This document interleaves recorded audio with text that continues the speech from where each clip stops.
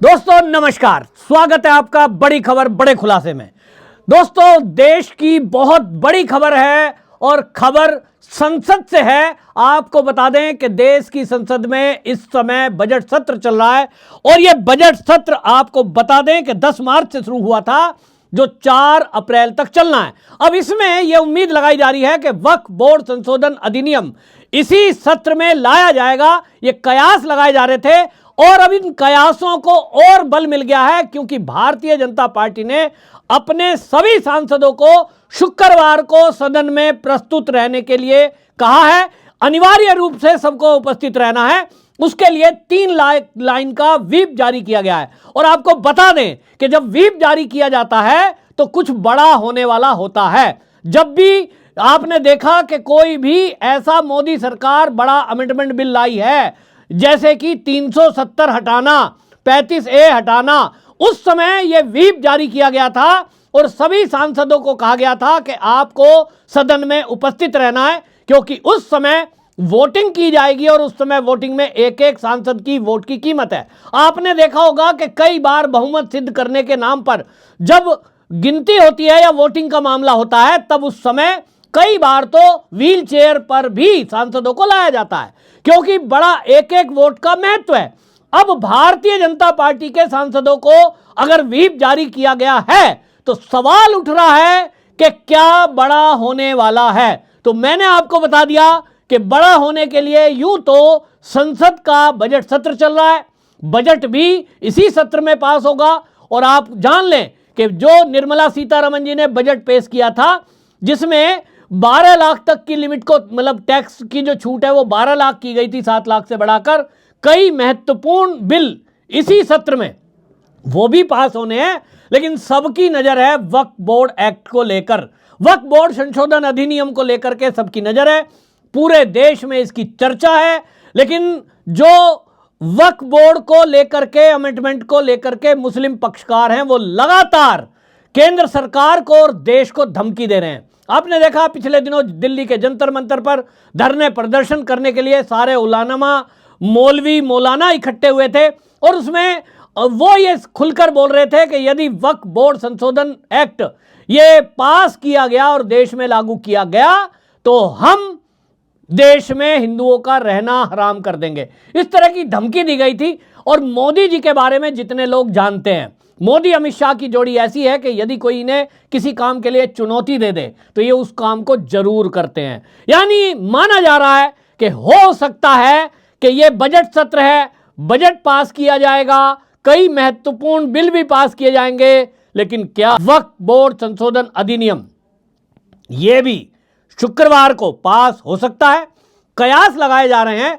अंदर की बात तो केवल अमित शाह और मोदी के अलावा तीसरा कोई नहीं जान सकता। लेकिन आपको एक जानकारी और दे दूं, जो अध्यक्ष हैं लोकसभा के, स्पीकर ओम बिरला, उन्होंने यह भी सूचना दी है कि शुक्रवार के दिन गिलोटिन लागू रहेगा। संसद में जब गिलोटिन लागू रहता है, गिलोटिन का मतलब है एक के बाद एक, तुरंत वोटिंग, तुरंत प्रस्ताव पास।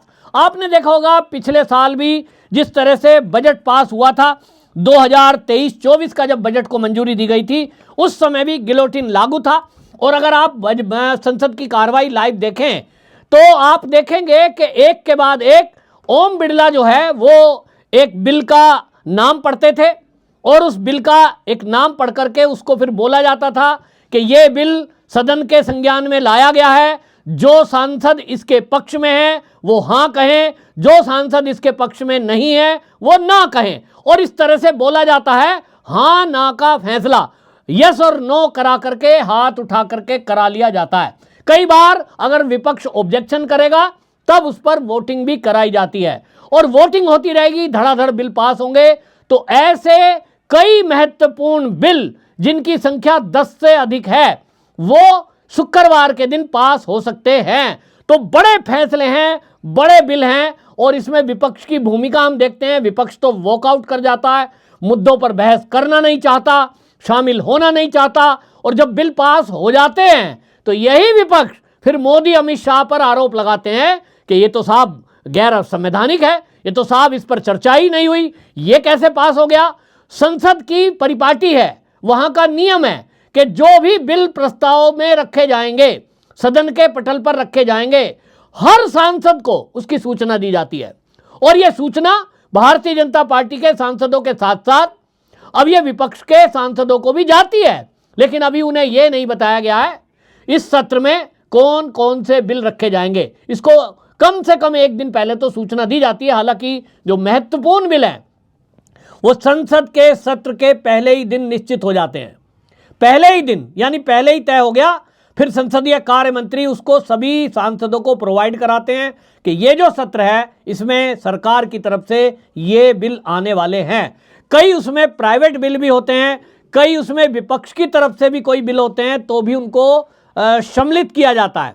और कुल मिलाकर के पूरी समरी को संसदीय कार्य मंत्री सब सांसदों को वो उपलब्ध कराते हैं कि भाई ये जो सत्र है इसमें कौन कौन से महत्वपूर्ण बिल हम रखने वाले हैं, उन कौन सा बिल किस दिन रखेंगे ये भी जानकारी दी जाती है। यानी ऐसा कुछ भी नहीं है कि विपक्ष के सांसदों को धोखे में रखा जाएगा, उनको सूचना दी जाती है। और इसीलिए जब भारतीय जनता पार्टी ने अपने सांसदों को व्हिप जारी किया है और उनको यह कहा है कि आपको उपस्थित रहना है, तो विपक्ष की भी ये जिम्मेदारी बन जाती है कि जब अफवाहों का बाजार गर्म हो, जब पहले से कयास लगाए जा रहे हों, जब संसद के एक सत्र से यानी लोकसभा से तो पहले ही वक्फ बोर्ड एक्ट पास हो चुका, तो राज्यसभा से अभी पास होना बाकी है क्योंकि जेपीसी में भेज दिया गया था।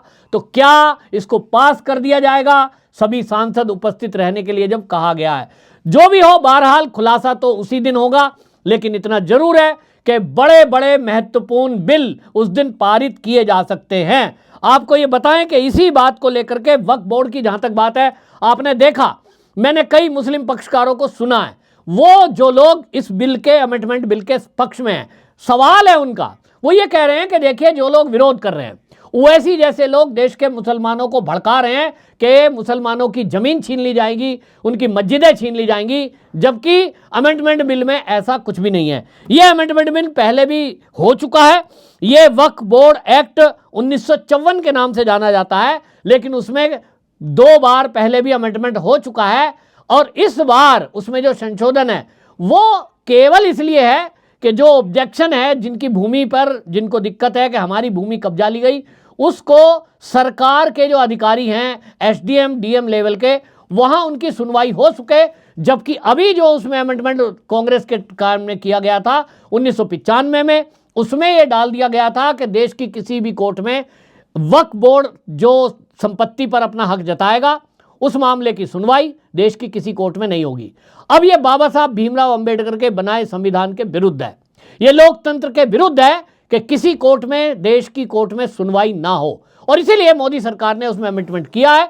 मुसलमानों का कहना है, मेरी व्यक्तिगत रूप से कई मुस्लिम पक्षकारों से बातचीत हुई है, उनका कहना यह है कि वक्फ बोर्ड के पास जो संपत्तियां हैं, जो आज की डेट में 7.8 लाख अचल संपत्तियां हैं, लगभग 200 करोड़ रुपए का सालाना उससे आमदनी है।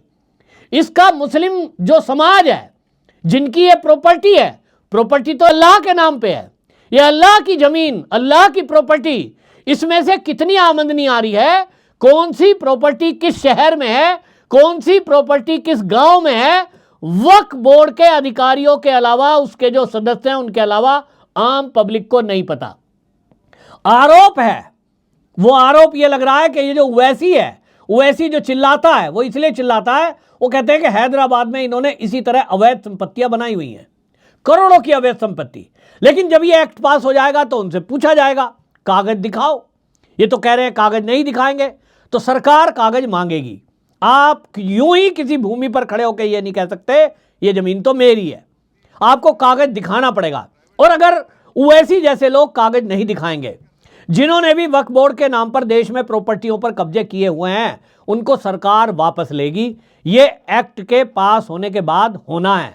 और इसीलिए कुछ मौलाना, कुछ मौलवी, कुछ ओवैसी बौखलाए हुए हैं और लोगों को भड़काने में लगे हैं।